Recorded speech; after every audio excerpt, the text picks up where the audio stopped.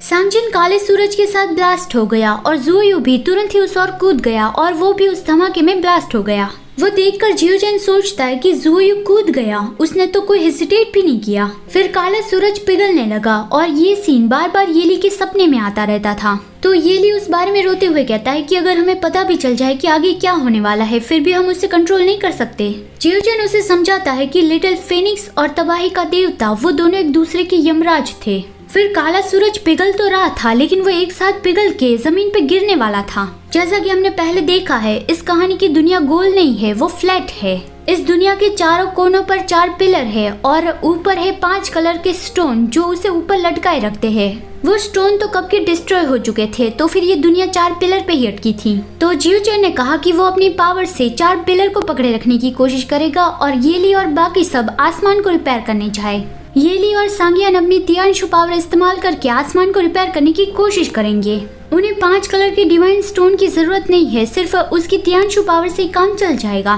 फिर अगले सीन में मौसम एकदम ही साफ था और चारों ओर उजाला था। ज़ुयू जमीन पे पड़ा था और जब उसने अपनी आंखें खोली तो उसकी आंखें फटी रह गई, क्योंकि उसने आसमान में काफी सारे पंछी देखे। और वो सोचता है कि ये दुनिया तो एकदम ही सही सलामत है और मैं अभी यहाँ पे क्या कर रहा हूँ। और फीनिक्स की ब्रीथ तो एकदम ही गायब हो चुकी है, जैसे वो पहले कभी था ही नहीं। वो रोने लगा और जोर जोर से चिल्लाने लगा कि उस आग ने मुझे क्यों नहीं जलाया, सिर्फ फीनिक्स को ही क्यों जलाया। उसने कहा नहीं था कि वो तो दुनिया की सारी चीजों को जला देती है। वो अपना सर पकड़ के बहुत ही जोर जोर से चिल्लाने लगा कि ऐसा क्यों हुआ।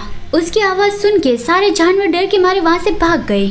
ज़ुयू वहीं पर ही बैठा रहा और सांगजिन के बारे में सोचने लगा कि आजिन तो मुझे बहुत ही अच्छे से समझता था। मैं एक बुरा पर्सन हूँ जो उस पाताल में कैद था और अपने दिल में अंदर ही अंदर रोता रहता था। मुझे किसी का प्यार चाहिए था और वो ये जानता था कि अकेलेपन से मुझे कितना ज्यादा डर लगता है। तो फिर वो चिड़िया जिसके पास पंख थे, वो अपनी मर्जी से कहीं पे भी उड़ के जा सकता था, दिन के उजाले में रह सकता था, फिर भी वो अंधेरे में मेरे साथ रहा। लेकिन मैंने कभी उसका यकीन क्यों नहीं किया। मैं सच में बहुत ही ज्यादा गलत था। लेकिन अब मुझे क्या करना चाहिए। वो तो इस आसमान में कभी उड़ ही नहीं पाएगा। मैं अमर हूँ, लेकिन ये अमरता मेरे लिए एक शाप बन चुकी है।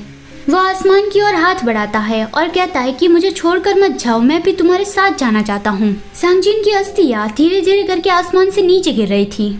वो ज़ुयू के हाथ में आ गई। ज़ुयू उसे करीब लाता है और कहता है कि आजिन तुम यहाँ पे हो, मुझसे बात करो। ये दुनिया बहुत ही बड़ी है और यहाँ पे एकदम ही सन्नाटा है, तो फिर मुझे थोड़ा डर लग रहा है।